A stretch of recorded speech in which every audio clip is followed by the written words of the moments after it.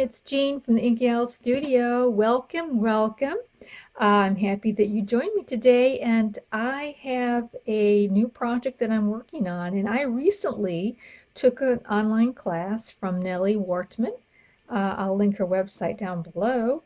She has she's very creative, and uh, I I took the class. I think it's called A Book for Every Occasion, and I kind of like interpreted it. It's not the exact thing that she taught, but I've just taken some things I've learned from her and creating some of my own elements to it as well. But this is just a different avenue for me to go down. It's a little bit vintage, grungy, shabby kind of a place, but it is a lot of mixed media, which is what something I've really been trying to increase my skills with, and I was really excited to kind of learn some things. So I'm going to show you how I am putting this together. This is only part way done, of course. Today we're going to work on making the covers, and we're going to make the topper that I'm putting on top of the front cover there. So that's what we'll be doing today, and every session here, every part of this little series, we'll just be doing a different part of this, and I'm just sharing you my journey with me. Hopefully you'll find some ideas and tips and things that you can use in your own journal making. So let's get started. To create the covers, I'm using cardboard from cereal boxes or food boxes, and I'm going to glue them double. So each cover will have 2 layers of the cardboard, and I'm applying a very generous amount of glue in the middle. I like using the Scotch Create glue stick. But on the edges, I'm going to go over again with a white glue. This is a glitter glue, just to seal up those edges nicely, and there won't be any lifting around there.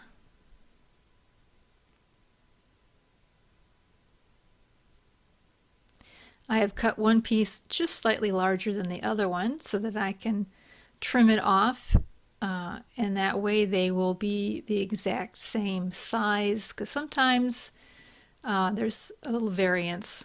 Sometimes you put down the glue, you put it down and the glue makes it move or whatever. So this way I can just trim it off and know that it's both the same size. So I've done that to both the front and back. I've got a piece of box cardboard, corrugated cardboard, and I'm just going to cut off a piece because I'm going to use that as part of my topper on my cover. Just sizing it up a little bit. Now I'm going to take some variety of vintage papers, and I'm going to start collaging with these. I also have some digital paper that I printed out, and if you have a printer like mine, oh, before we do that, yes, you can use any kind of glue that you want to glue them down with, but I'm going to be using Mod Podge. Now, if you have a printer that smears when it's wet, the ink smears on it, I got this Krylon workable fixative, or any brand will do, but I just put a light coat on that so that when I do put moisture on it, it doesn't run. So that's kind of a little tip that might be helpful to you. I suppose if you put enough water on it, it would run, but it really helps with the collaging.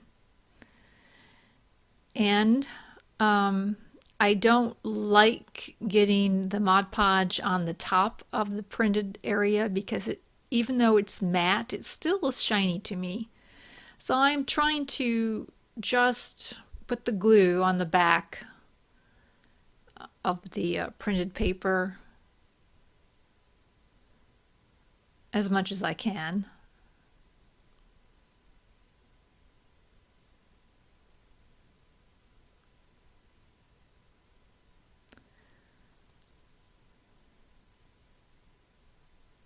Some of the pieces I inked around. I don't think I inked around all of them though. I ended up putting all the print the same direction, which next time I got to be more mindful of that. I need to vary the print and handwriting a little bit more than I did.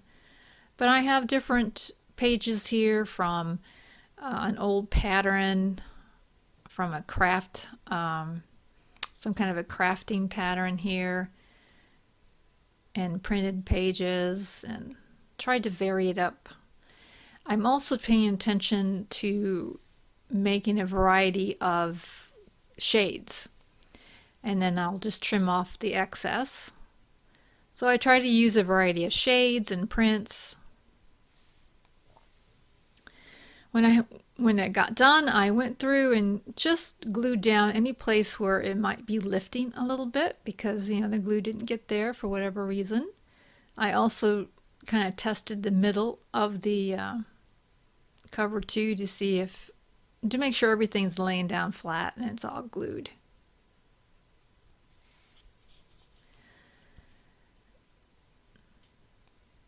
Now I'm going to take some dark distressing ink and just go through the edge and kind of try to get rid of that gray shade of the cardboard, kind of blend it and to be a little darker.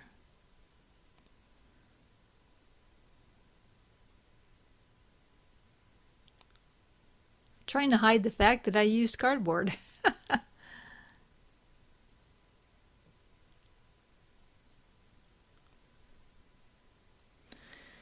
Now I'm going to use some gesso, and any brand will do. And I'm going to put a coat of gesso on the covers, and I'm not really paying attention to my strokes. They're just going in different directions. Some places a little thick, some places a little thin. Just kind of put in a little bit of variety. And the gesso helps to kind of blend the print, and yet you can still see it. You can still see through it a little bit. Just helps it all kind of coordinate. Some places are thick, some places are thin. And you do have to let this dry to know exactly what it's going to look like, because it does look a little different wet than it does dry. And so once it dried, I felt like some of the areas needed a little extra gesso, just a little extra white put in there, just to give a variety of colors and depth. It will curve like that, but once everything is fully dry, it will flatten out. So don't worry if that happens. Now I've got some walnut stain, and it's all dry, and I'm now going to go over the whole thing with some distress ink. And I'm going to take a baby wipe and just kind of pat and go around it and wipe it here and there. Now the places where there was no gesso, you can see that the ink really took in there, and you can't do much with that. But the places where it was just the gesso, you can go back in, and if you think you've wiped too much off, you can put more in, and you can have a little bit more control over what's inked and what is not inked.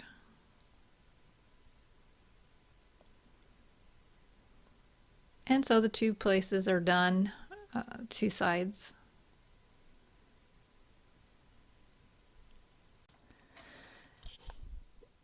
To work on the cover, I am going to be using this original photo, vintage photo of this pretty lady. And it's a very heavy cabinet card. So to frame it out a little bit more, to put a little bit more depth on it, I'm going to glue it to a black piece of cardstock, so that I just think it helps to frame her in a little bit better and have her stand out. I think to put a frame over it would have been kind of difficult because it is so heavy. And then I got that cardboard box that I cut up, and I just distressed around the edges, tore off here and there, took my scissors and kind of gouged around and just distressed it along around all the edges there. And that's going to be a base there. And then I got a piece of upholstery fabric. And just for a little pop of color, I thought that was kind of eye-catching. And I'm going to start assembling the different layers that I have picked out.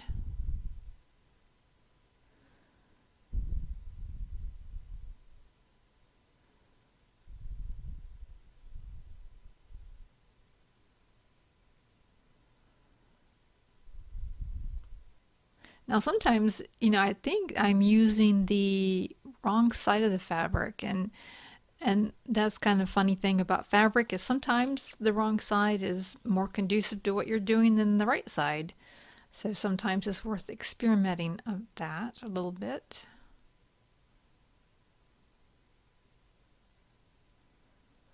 And I'm going to add some vintage lace to the bottom. And this came from a round doily with like a cloth center, and there was like a round trim on it. And when you cut that off and put it straight, then it's really neat because it lays down more kind of like a ruffled effect to it on the bottom. I kind of like that. I previously had went in and taken my glitter glue and dotted all the areas that might come unraveled.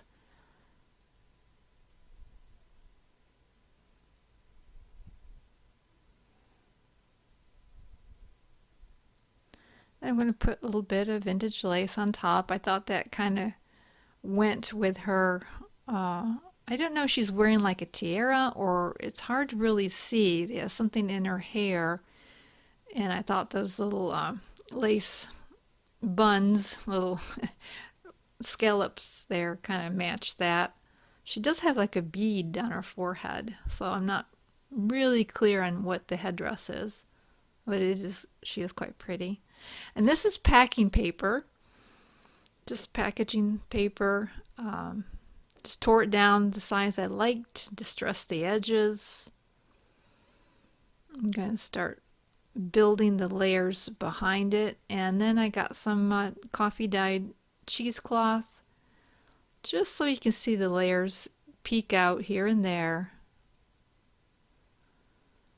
And once I liked the way it looked, I was kind of careful to kind of keep it there and just glued like half at a time to the back so that I don't move it around too much.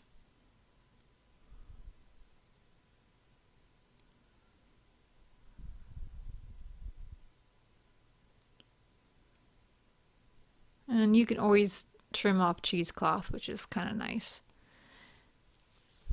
And then I'm going to attach it to the wrapping paper in the same way.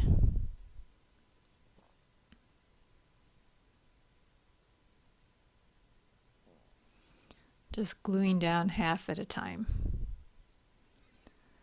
Wasn't too successful gluing the cheesecloth. It kind of stuck to my nozzle.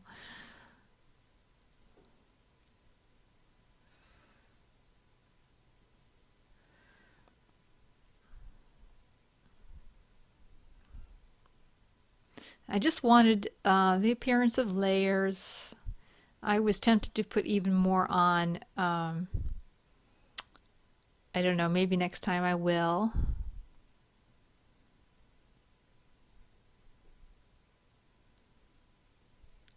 There we go. And I want it to hang down below the cover, kind of peek out, below everything. So it is completed.